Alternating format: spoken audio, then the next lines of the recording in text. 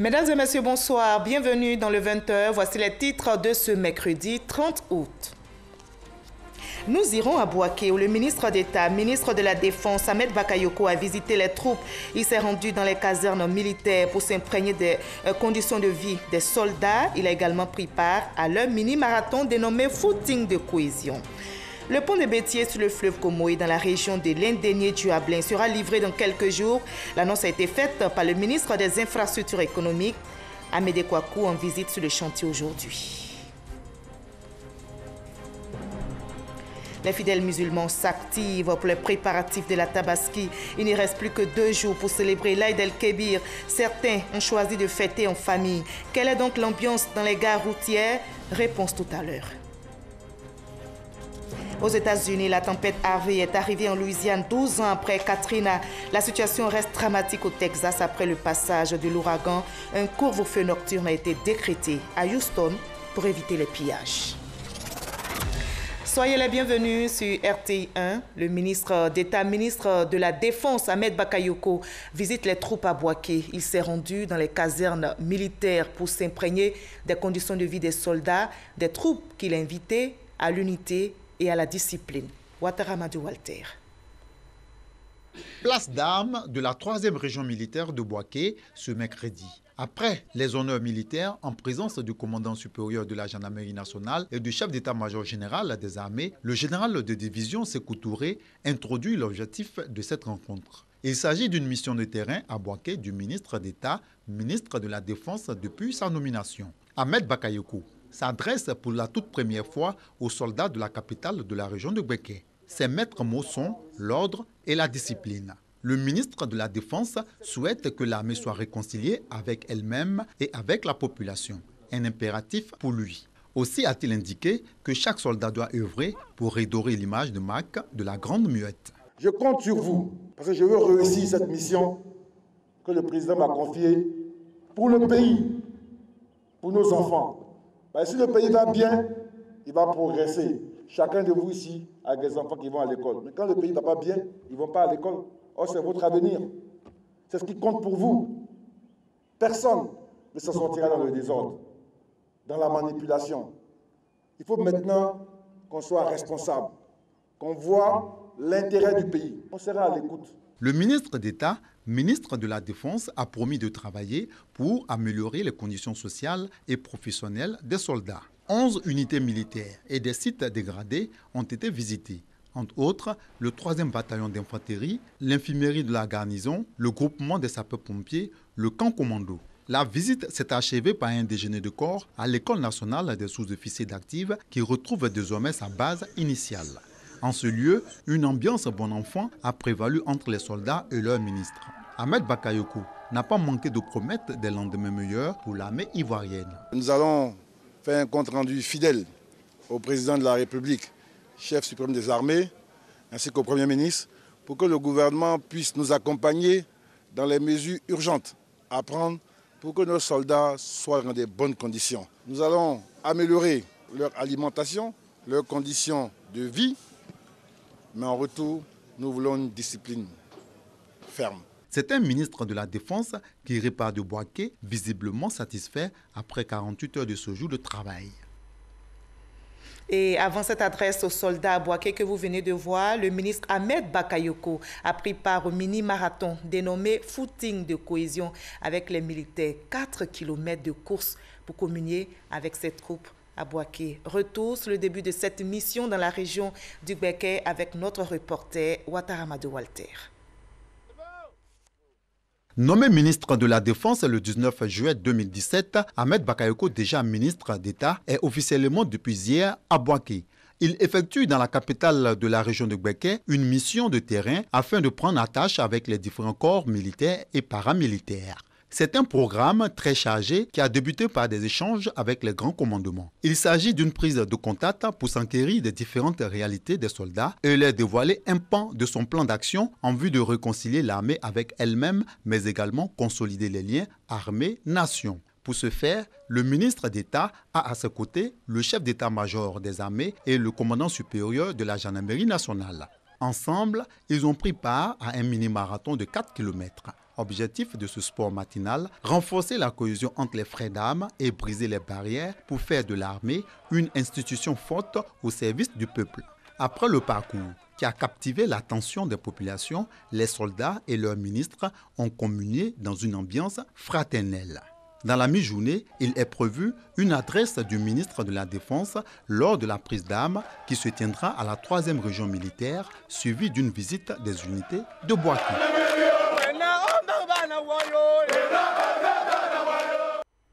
On en arrive à l'un des titres de ce 20h. Les travaux du pont de Bétier sur le fleuve Comoé dans la région de l'Indénié-Duablin sont achevés. Le ministre des Infrastructures économiques, Amédée Kouakou, en visite sur le chantier aujourd'hui, a annoncé la livraison du pont dans quelques jours. Alors, encore un peu de patience et ce sera la fin du calvaire des usagers de l'axe Adzopé-Bétier. Francis Boifo.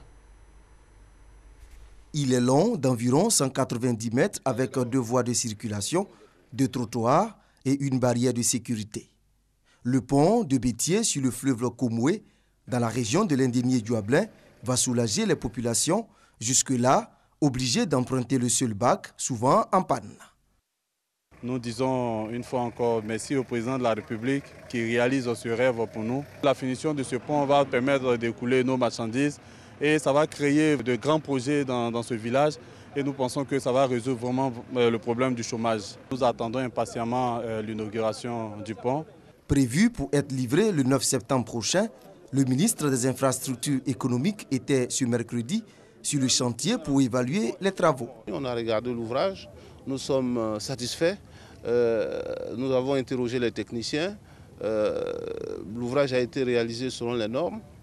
Nous allons rendre compte et assez rapidement le chef de l'État et le Premier ministre viendront ici donc pour l'inauguration. Avant le pont de Bétier, le docteur Amédée Kouakou a fait plusieurs escales sur la voie Adzopé-Yakassi à Tobrou pour s'assurer du bon déroulement des travaux de bitumage de ce tronçon long de 25 km. Normalement, les travaux sont prévus finis fin de cette année. Nous allons nous mettre assez rapidement en rapport avec l'entreprise, demander de tout faire pour que le bitumage soit terminé. Partout où il est passé, le ministre des Infrastructures économiques a exigé des travaux de qualité pour le bonheur des usagers. Et en attendant, la Côte d'Ivoire s'active pour la conférence internationale sur le sida et les IST qu'elle va abriter en décembre prochain. Le gouvernement vient justement de tenir une réunion marathon avec la Société africaine anti-sida pour préparer cette conférence. 1300 projets ont été validés, comme nous l'expliquent Fidèle Aigné et Delphine Blas. 90, 90, 90. Une cible ambitieuse de traitement pour aider à mettre fin à l'épidémie du sida. C'est-à-dire, à l'horizon 2020, 90% des personnes vivant avec le VIH connaissent leur statut sérologique. 90% de toutes les personnes infectées par le VIH dépistées reçoivent un traitement antirétroviral durable. Et 90% des personnes recevant un traitement antirétroviral ont une charge virale durablement supprimée. En 2020, cet objectif doit être atteint et en 2030, l'élimination totale du VIH. Le continent africain doit jouer sa partition car les indicateurs du sida en Afrique demeurent élevés. La Côte d'Ivoire et les autres pays d'Afrique ont décidé de mettre en place des stratégies innovantes pour combattre la pandémie. La tenue de ICASA à Abidjan en décembre va donner un coup d'accélérateur à la lutte. La Côte d'Ivoire a les capacités, aussi bien intellectuelles, les capacités logistiques et il ne faut pas oublier, c'est une terre d'accueil la Côte d'Ivoire. Nous avons plus de 17 000 visiteurs uniques, ce qui veut dire que vraiment la Côte d'Ivoire offre un plateau très attrayant à toute l'Afrique et au monde entier. Mais avant décembre, des réunions préparatoires, une le 7 septembre prochain à la primature consacrée aux bailleurs de fonds pour mobiliser les ressources et celle qui vient de se tenir à Cocody. Après 2 jours de travaux intenses à Abidjan, plusieurs résolutions. La commission qui s'est assise aujourd'hui a analysé et a validé ces résumés. Nous avons eu dans le cadre du VIH-Sida, de la tuberculose et du paludisme 2270 abstracts. Et ces abstracts sont venus de par le monde. Finalement, nous avons constaté que 60,85% des abstracts ont été validés dans le cadre de la conférence des CASA. scientifiques, sociétés civiles, communautaires, tous étaient là pour apporter leur contribution. Un bilan. 1300 projets validés au niveau communautaire avec à la clé un village communautaire de plus de 2000 participants. Ces participants, ce sont des personnes vivant avec le VIH-Sida qui vont échanger avec les acteurs du domaine. Fin de la réunion marathon à Abidjan, rendez-vous en décembre prochain. Les fidèles musulmans, eux, s'activent pour les préparatifs de la fête de la Tabaski. Il ne reste plus que 2 jours pour célébrer l'Aïd el-Kébir. Certains ont choisi de fêter en famille. Ils vont faire le déplacement. Quelle est donc l'ambiance dans les gares routières à 48 heures de la fête? Réponse, David Soyo, Franck Wadio. À 2 jours de la fête de la Tabaski ou encore Aïd el-Kébir, les gares routières sont assaillies par les voyageurs. Il est 9 h ce matin, dans cette gare, difficile de se frayer un chemin. À même le sol, d'autres sur leurs bagages, certains debout, tous dans l'attente. Quelques-uns encore sont dans la file pour l'obtention du ticket. Je vais à Djib Beroua précisément, à m'ont dit de prendre le ticket de 10 ya. La fête de la Tabaski, moyen choisi pour retrouver la famille et les amis. La Tabaski, c'est vraiment le moment de se retrouver, de partager et puis de communier en prière. Dans la ferveur, quelques plaintes cependant s'élèvent. Elles portent sur le retard accusé par les cars. Nous sommes là depuis 6 h du matin, certains même depuis 5 h. Il n'y a pas de véhicule, nous attendons toujours depuis là. Je suis arrivé à la gare à 5h30 par là et il y a eu le ticket à 6h00. Et si mon ticket m'a mis 5e départ en plus. Et bon, je ne sais pas encore à quel moment je vais arriver. Cette année, il y a trop d'affluence. Ça marche dans tous les sens. Boaké, Issia, Daloa, tout ça, ça marche. Donc les cas sont revenus hier, sont repartis. Donc on les attend pour faire partir les clients. Autre station, ambiance similaire. Ces voyageurs partent pour une ville du Nord. Il y a beaucoup de mécontents. Et moi, quand tu vas aller fêter la fête de Tabaski à côté de ma maman, franchement, la vérité est bonne à dire, ça ne se passe pas bien. À tous les passagers, il n'y a pas assez de cas. On est monté, ils demandent de descendre encore. Et là, on refuse de descendre. Ils disent que tant qu'on ne descend pas, le car ne va pas bouger. Du coup, on est là, tout le monde est fatigué, on est en colère. Il y en a même qui sont montés, ils n'ont pas de ticket. C'est là que j'ai dit, donc laissez-les. Après, maintenant, on va vérifier ceux qui n'ont pas de ticket, on va les faire descendre. Pas de véhicule, dû sûrement à l'état de la route. Mamadou ne lâche pas son mouton. Il doit regagner sa ville natale. Donc c'est la seule fête que nous les croyants on a pris ça en charge. Donc ça, si ça arrive comme ça, on s'en jaillit. Voilà le mouton là qui est là. Depuis à 6 h, ici à la gare ici. À cause des problèmes de route, il n'y a pas de camion pour aller. Autre accusation réfutée par le responsable de gare. C'est faux ce qu'ils disent. Moi je suis le genre de gars. Ce que je vous dis là, c'est la réalité. Voilà, ils sont remplis dans le car. Le car qui est garé derrière là-bas là. On a réservé le car. Si lui il sort là, on voulait faire rentrer ça là. Mais ça là c'est rempli. À notre surprise, on a vu ça là, c'est déjà rempli là-bas. L'Aïd el-Kébir, la fête la plus importante chez les musulmans, elle marque chaque année la fin du Hajj. Chaque fidèle veut donc passer ce moment de partage, de bénédiction et d'union auprès de sa famille. Et l'Observatoire de la fluidité des transports n'a pas de problème de véhicules puisque l'Observatoire est sur les routes, précisément sur les axes d'approvisionnement des marchés de bétail.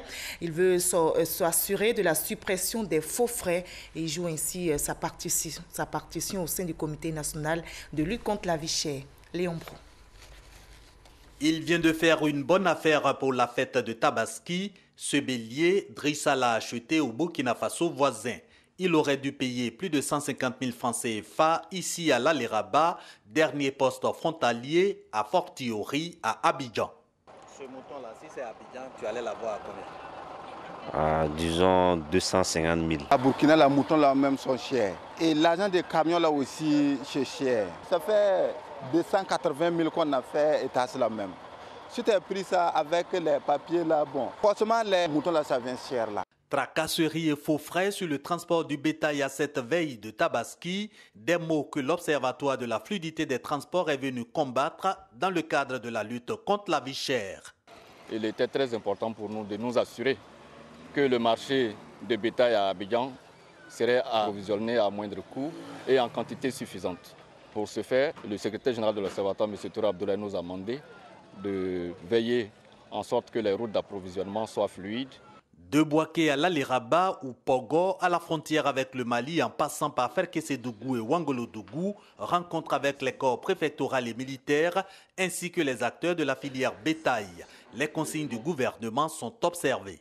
J'ai fait rentrer 450 camions, de 300 têtes chacun. En toute sincérité, on remercie le gouvernement cette année. Quand un camion quitte ici à Ouangolo, à 8 h, le lendemain matin à 6 h, tu appelles, il dit qu'il est en train de décharger à Abidjan. Je pense qu'il n'y a pas eu de tracasserie. N'empêche, encore des barrages illégaux tenus par des syndicats de transporteurs et agents phytosanitaires. Il faut tout simplement les démanteler. Tout se passe à Ouangolo, dès le départ. Oui, à Ouangolo. Voilà. Et donc, vétérinaires, syndicats, nous ne voulons pas les voir sur la route en cette période de Tabaski. C'est ce qui a été demandé pour qu'il n'y ait pas d'entrave. Au total, respect du mot d'ordre de fluidité dans l'approvisionnement des marchés nationaux de bétail lancé par le Comité national de lutte contre la vie chère. Désormais, les acteurs expliquent la surenchère par d'autres facteurs, prix d'achat, frais de transport et soins encaissés par tête de bête depuis le pays d'origine. Les pèlerins ivoiriens en Arabie Saoudite s'apprêtent aussi à célébrer la fête de la Tabaski. Mais avant, il faut préparer la dernière étape du pèlerinage. Ils séjourneront pendant 4 jours à Arafat, l'étape la plus importante du Hajj, à vue d'accomplir leur devoir sacré. Envoyé spécial en Arabie Saoudite, Kone Pagassoro. La sécurisation des tentes spécifiques par la commission en charge de la sécurité. La distribution effective et correcte des tickets d'hébergement aux pèlerins avant leur embarquement dans les cars. La sensibilisation des pèlerins à respecter et à suivre les consignes des organisateurs en matière d'hygiène et de discipline. Ce sont entre autres recommandations du séminaire de partage du plan d'action sur les circuits culturels du Hajj. Initié par le commissariat du Hajj, ce séminaire vise à disposer d'une stratégie et d'un schéma harmonisé et consensuel pour une meilleure prise en charge des pèlerins du contingent étatique. Le pilier pour lequel nous sommes venus, c'est le Hajj. C'est pourquoi nous mettons l'accent particulier sur ce pilier pour que tous les pèlerins de Côte d'Ivoire puissent bien l'appliquer. L'occasion pour le commissaire du Hajj de rassurer populations et parents de pèlerins quant à un certain nombre de rumeurs. Tous nos pèlerins, je dis les pèlerins du contingent étatique, sont à la Mecque ici. Les 30 qui avaient des problèmes de visa ont obtenu leur visa. À l'issue du séminaire, chefs de groupe, présidents de commission, encadreurs et guides religieux s'engagent à accomplir avec responsabilité la mission à eux confiée. À propos de la Tabaski, le ministre de l'Emploi et de la Protection sociale porte à la connaissance des populations vivant en Côte d'Ivoire que le vendredi 1er septembre 2017, jour de la fête de la Tabaski, Aïd el-Kébir est déclaré jour férié et chômé sur toute l'étendue du territoire. On ouvre à présent le chapitre politique de cette édition. Les militants et sympathisants du Rassemblement des Républicains réaffirment leur soutien au président de la République et l'ont fait savoir au cours d'un meeting à Ferkessédougou. Ces militants se préparent également pour le 3e congrès. Kader Sokodougou. Les militants du Rassemblement des Républicains RDR du Tchologo restent attachés aux idéaux de leur parti. Place à Alassane Ouattara de Ferkessédougou. Ils sont venus de toute la région pour le signifier. Nous devons rester unis autour de notre leader, son Excellence Alassane Ouattara, qui n'a plus rien à prouver. En effet, il nous a déjà démontré ses qualités d'homme d'État. Il est important de préciser, on ne peut pas être à Ferké sans rendre hommage au président de la République. On ne peut pas être à Ferké, montrer, ne pas montrer à toute la Côte d'Ivoire, au monde entier, que nous sommes fiers de ce monsieur.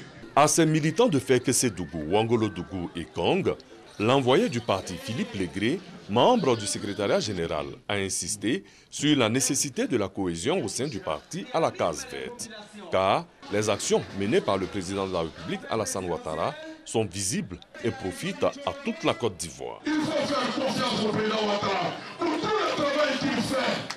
Il faut faire un bloc autour de lui. Vous les enfants du Congo, vous devez faire un bloc autour de lui. Pour le 3e congrès du RDR, le Tchologo ira soudé. C'est le Tchologo, qui dit Tchologo dit Alassane Ouattara, qui dit Tchologo dit Guillaume Soro. Tchologo réalisant le 3e congrès, à Ranséré. Le 3e congrès du Rassemblement des Républicains RDR est prévue les 9 et 10 septembre 2017 à Abidjan. Le PDCI vient d'installer le bureau départemental de Kwasi-Kwasi-Kro. Véronique Aka, présidente nationale de l'UFPDCI rural, a assisté à l'investiture. Les responsables, eux, entendent miser sur la remobilisation des militants dans la région du Nzi. Kwadi Kwame. La présidente nationale des femmes rurales du PDCI RDA a félicité les militants du PDCI de Kwasi-Kwasi-Kro pour leur mobilisation exceptionnelle. Elle les a invités à demeurer des disciples de feu le président Félix Houphouët-Boigny, prêt à cultiver la paix, la cohésion, l'amour et l'entente pour un parti fort. Le président Nguessan Kofi Bernard, par ailleurs membre du comité des sages du PDCI, a ajouté que cette visite dans sa région sonne le début de la mobilisation des militants. Enfin, il a exprimé la fidélité sans faille de sa région au PDCI et à ses dirigeants. Nous sommes disposés à mettre en pratique toutes les recommandations qui nous parviendront afin de faire gagner le PDCI RDA. Je demande au PDCI d'être beaucoup plus sage et avec la sagesse, on peut y arriver. Le député Yao Kofi Jean-Paul, délégué départemental, mesure l'ampleur de cette tâche. C'est pourquoi il a choisi les hommes de qualité pour servir le parti. Nous allons parcourir tous les villages afin que chacun de nos comités soit outillé. Nous allons organiser des sessions de formation. Donc nous avons choisi à un poste de responsable de formation quelqu'un qui s'y connaît dans le domaine. Et donc je pense que la mission sera bien remplie. Un nouveau siège a été offert au PDCI RDA par le délégué Yao Kofi Jean-Paul.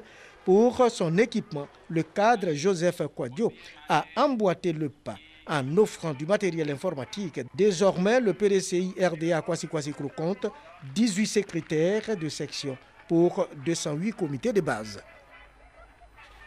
On parle maintenant d'autonomisation des femmes avec la Fondation Africa Femmes Initiative qui vient d'organiser la première édition du Forum Femmes et Développement. La Fondation milite pour l'autonomisation économique de la femme, notamment celle du secteur agricole. Christy Omondi, Franck Quadio. Ces femmes viennent de plusieurs localités d'Abidjan de l'intérieur du pays. Ce sont des productrices de vivriers issues d'associations, de coopératives et d'ONG venues au Forum Femmes et Développement réfléchir sur leur autonomisation. Nous les femmes, on se bat beaucoup dans le milieu rural, mais on ne sait pas où on va. C'est comme si on avait nos bagages sur la tête et puis on cognait le mur qui n'avance pas. On est toujours au même point. Donc il faut faire afin que tout ce que nous faisons, nous voyons nos sœurs aussi qui viennent d'ailleurs. Et avec l'échange, nous trouvons que ça nous plaît. L'autonomisation de la femme dans le développement communautaire, l'idée de la Fondation African Women Initiatives, AWI. Nous avons fait plusieurs focus group avec les femmes, les bénéficiaires de nos activités, et nous avons vu un grand besoin de communication entre les bailleurs et les bénéficiaires. Donc les deux parties étaient d'accord pour qu'on vienne à ce forum. Ils ont souhaité qu'on puisse s'asseoir avec des bailleurs spécialisés, avec le gouvernement, pour qu'ensemble on puisse identifier des actions pour adresser les différentes préoccupations sur le terrain. Selon l'Institut national de la statistique, 60 à 80% de la production alimentaire en Côte d'Ivoire est assurée par les femmes.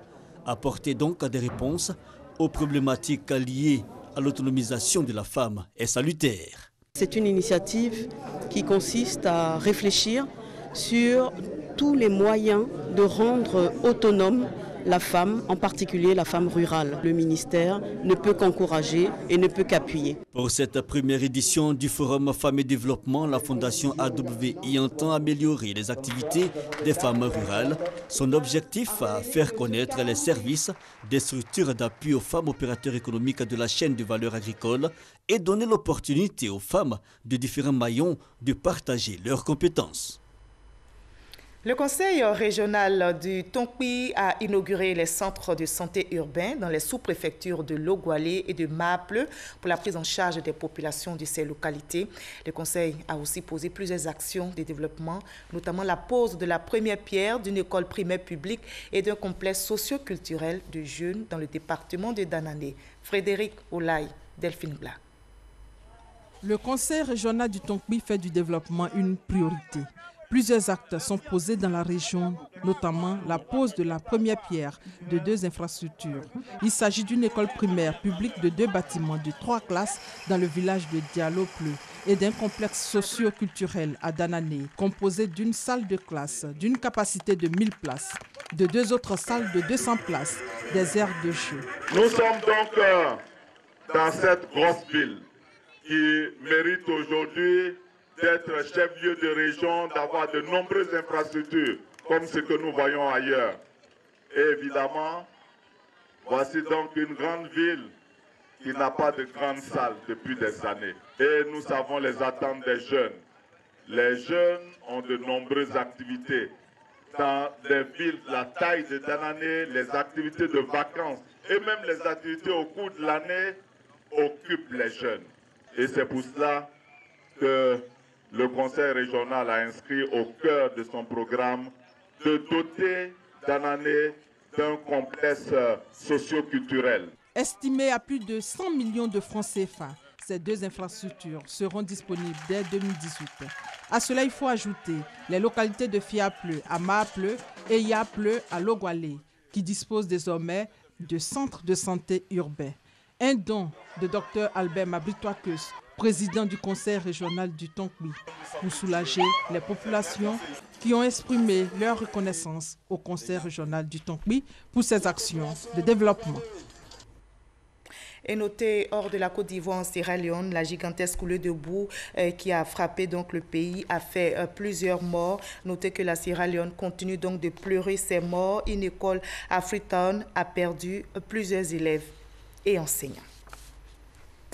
Aux États-Unis d'Amérique, la tempête Harvey est arrivée en Louisiane où le souvenir de Katrina en 2005 est encore dans toutes les mémoires. La situation reste dramatique dans le sud-est du Texas après le passage de l'ouragan. Plus d'une dizaine de morts. Les secouristes sont donc à l'œuvre. Un couvre-feu nocturne a été décrété à Houston pour éviter les pillages dans les milliers d'habitations abandonnées. On va terminer par un sujet plus gai. Le rideau est tombé sur la 10e édition du Festival de films francophones d'Angoulême. Le film Petit Paysan remporte le grand prix de cette édition. Mamadou Kwasi est notre envoyé spécial. Le ministre de la Culture et de la Francophonie et son homologue de la France, en compagnie des organisateurs du festival, dansent avec le groupe Magic System. Avec eux, des membres de la délégation ivoirienne et d'autres invités. Une ambiance à l'africaine pour mettre fin à la 10e édition du Festival des films francophones d'Angoulême. Une véritable réussite pour les organisateurs. Le bilan, c'est que on a grandi, on a beaucoup grandi, mais que l'envie reste la même, que la générosité reste la même, que l'exigence de la sélection reste la même, et qu'on n'a pas vu ces 10 ans passés. On va faire toujours mieux. La ministre de la Culture de la France salue les efforts du monde cinématographique pour la paix dans le monde, avant d'annoncer les actions du gouvernement français pour promouvoir davantage le cinéma dans l'espace francophone. Un fonds d'aide à la création dans les pays francophones d'Afrique subsaharienne sera lancé d'ici la fin de l'année. Il prévoit de soutenir les projets de cinéma et audiovisuel avec des accompagnements aux différents stades de la chaîne de production et des actions de formation. Voilà ce que signifie et voilà ce que permet la francophonie. Ce n'est pas un vain mot, c'est un fleuve qui parcourt le monde entier, charriant son lot de valeurs, d'idéaux. Les films Une famille syrienne et Petit paysan sont les grands gagnants de cette 10e édition, chacun avec 3 prix. Mais le jury a désigné Le Petit paysan comme meilleur film de ce festival, avec le prix TV5 Monde du Valois du Diamant. Voilà, le film sort dans 3 jours, donc là il y a beaucoup de stress. Moi c'est mon premier film et puis évidemment qu'il y a des choses qui donnent confiance, comme les 3 prix qu'on a obtenus ce soir avec Swan et Mid. Mon film parle de l'histoire de Pierre, qui est un jeune agriculteur et qui va faire tout ce qu'il peut pour sauver son troupeau de vaches qui est condamné par une épidémie. Ce film raconte 24 heures de la vie d'une famille qui sont enfermés chez eux, dans leur appartement, parce qu'il y a des combats autour de chez eux et ils ne peuvent pas sortir.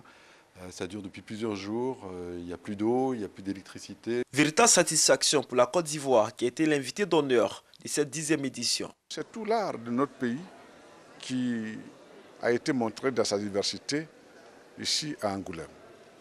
Nous nous réjouissons donc de cette participation et qui contribue à assurer le rayonnement culturel de notre pays. Donc nous partons satisfaits. Différents prix ont été attribués, notamment le prix de la meilleure actrice, du meilleur scénario, avec la prestation artistique de plusieurs groupes ivoiriens à la grande joie du public. Fin de ce 20h. Merci à vous tous de votre aimable attention. À demain, même heure.